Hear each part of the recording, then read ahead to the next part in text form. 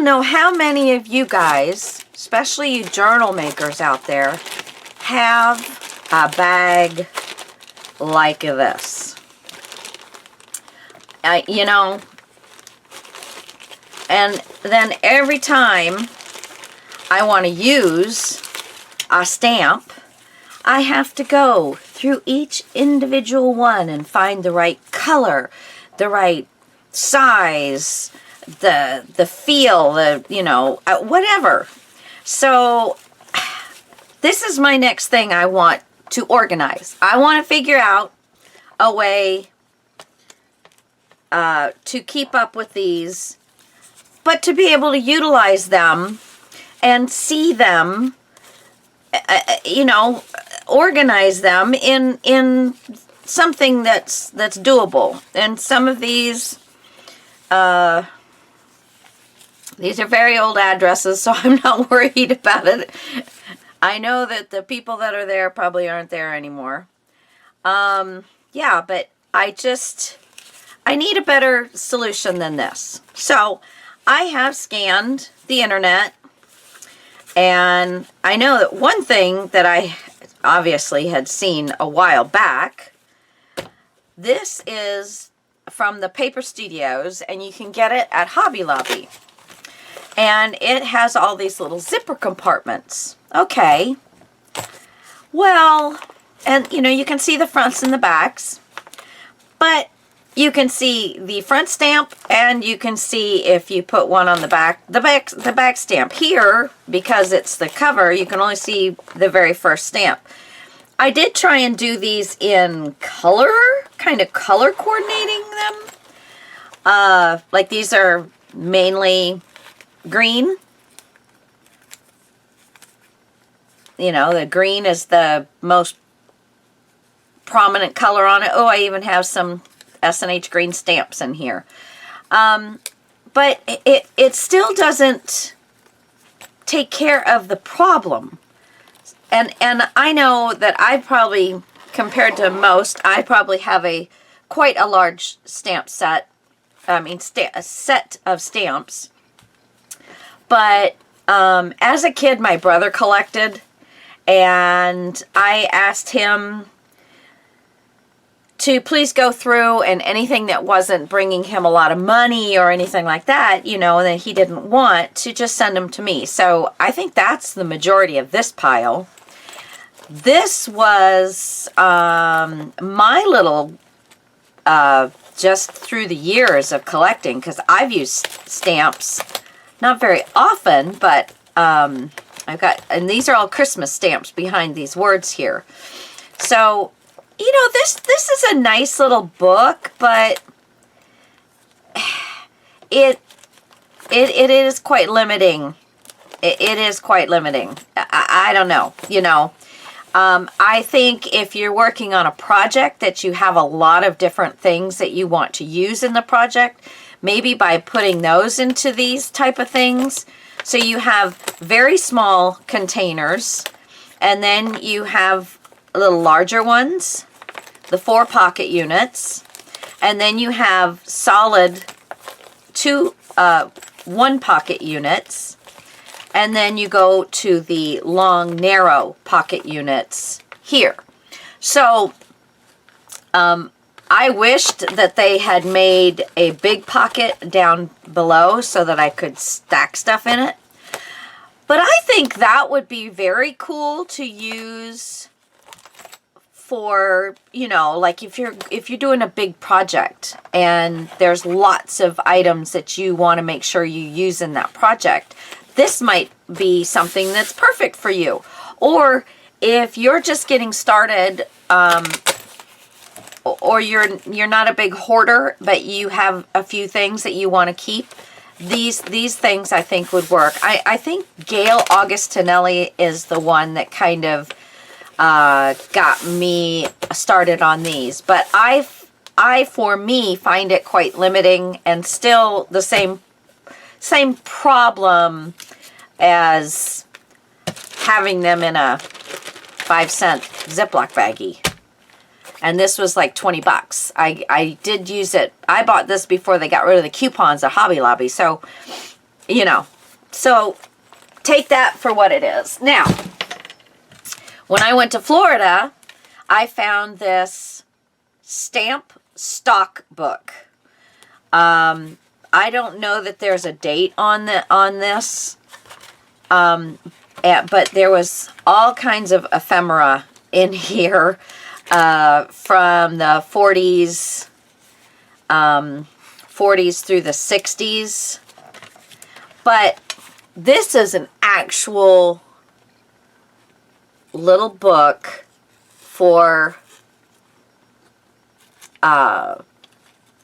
stowing your stamps in, I guess for stamp collectors. But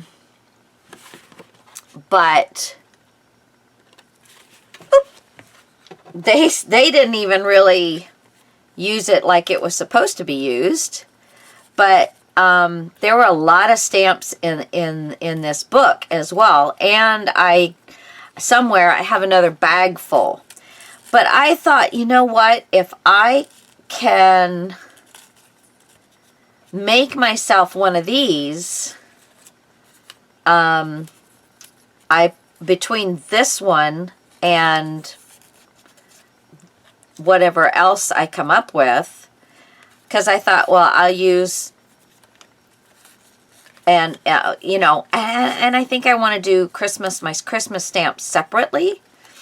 So, but some of these are just really cool, and but this way, you see, you can see most of the stamp and keep them in here pretty well. So I want to make one of these. So if you guys are interested, you come along with me and we'll see what we can do. So this one is basically 7 1/4 by 4 3/4. I think an 8 1/2 by 11 sheet. Oh wow, 1909. That's 25 somethings. Hey, if anybody knows what that is, it's in Russian, I think. Let me know. But it's got a 1909 date on it. I could scan that and do it as a digital. Ooh, pretty. Very cool. Let me show you the back. It's 20 pi, I don't know. Isn't that gorgeous? Oh yeah, I will be scanning that. Be scanning that bad boy. So anyway, I think if we did like an 8 1/2 by 11, well, some of these I think have actually stuck together. Yeah, that might be why they didn't have anything in here. Let me get my little spatula. Haha. Just couldn't pick it up. So anyway, so let's see what we can do. And I think 8 1/2 by 11 sheet, because this is 9 1/2. Yeah, I think an 8 1/2 by 11 sheet is going to get, you know, still be a nice size, but give us some good room. And let's see, I have, what do I have a boatload of that I don't like? Let's see. This is a pretty wild green. Yeah, I think we're going to use this. Pretty wild green.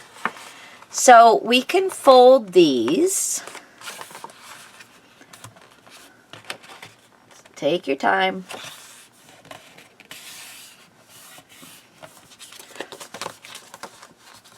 And that would be good. And this again is probably like a 60 weight. I'm so sorry. Goodness. Okay. So, see, not much difference, but will give me a whole nother row. Whole nother row. So I think I am going to want quite a few, but I think I will make them, I think I'll make 2 of them, maybe one for international, one for home, and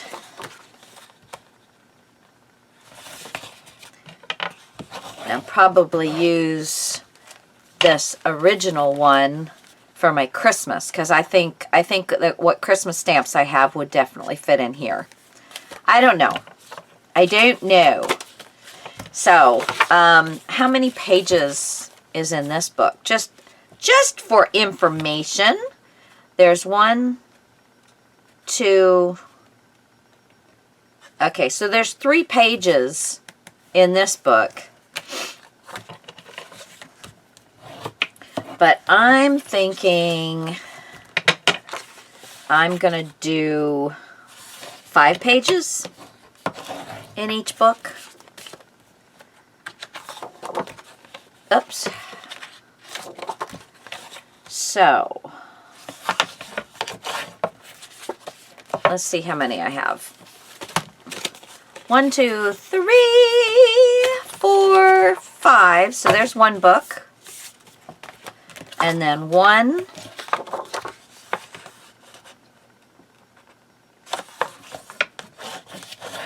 2.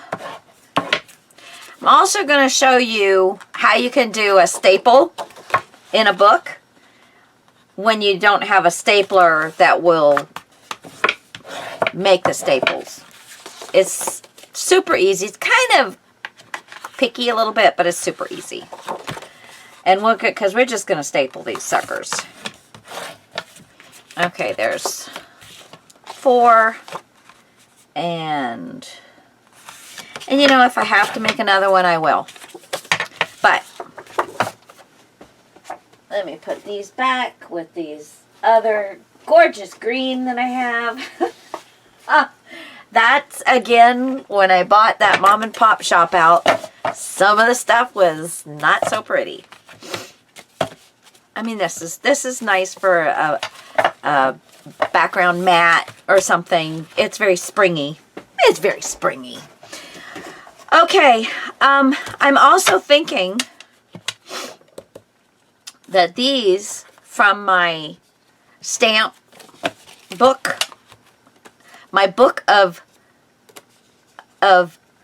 ink stamps, stamping ink, stamping stamps, not these kind of stamps. This book with these kind of stamps. It's a stamping kind of day. I'm thinking that these might come in very handy. Instead of trying to double thick, you know, to get another sheet and cut little cuts out of them, I'm wondering if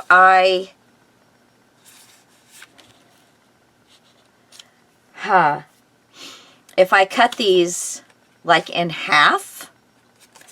Let me see, where is my little cutter? Is it in here? No, it is not. Of course not. It's out somewhere.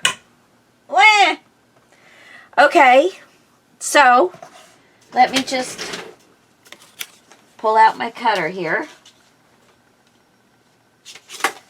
I'm going to fold this so I can see where my... Now remember, these are like 5 3/4 by 1 3/4. But you know, any size will do. And in fact, I'm just going to take a pair of scissors here and cut right up the fold line. But I think this might be a very good size. I'm going to get out my little stamp book here and see. Okay. Let's see what they've got. Because basically they've got a double page and then these slits cut out for the, you know, for the stamps. But I'm thinking if we just put this down and then slightly below the first one, put this one down.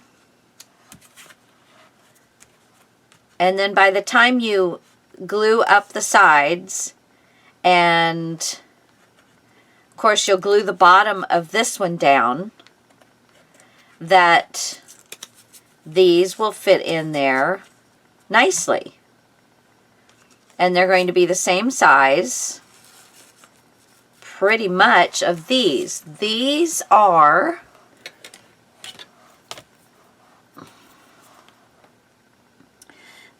the little strips are, oh, sometimes this one is hard to read. I have to find 1, 2, 3, 4, 5, 6. So that's 3/4.